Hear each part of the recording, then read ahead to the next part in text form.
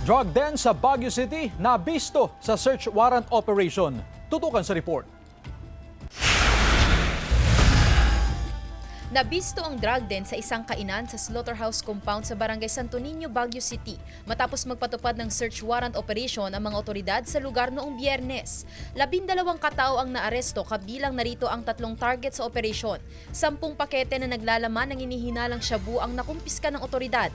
Mahaharap ang mga nahuli sa reklamong paglabag sa Comprehensive Dangerous Drugs Act of 2002. Wala pa silang pahayag.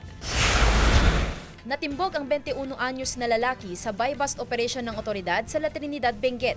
Nakuha sa kanya ang 8 kilong dried marijuana leaves, stalks at fruiting tops na nagkakahalaga ng halos 1 milyong piso. Wala pang pahayag ang suspect na sasampahan ng reklamong paglabag sa Republic Act 9165 o Comprehensive Dangerous Drugs Act of 2002. Kalaboso ang 48 anyos na babae matapos mahuli sa buy-bust operation ng pulisya sa Barangay Maluwa, Dagupan City gabi noong April 17. Kinilala ang suspect sa alias Jovi, taga Barangay Pantal, Dagupan City. Nakuha sa kanya ang humigit kumulang 12 gramo ng hinihinalang shabu.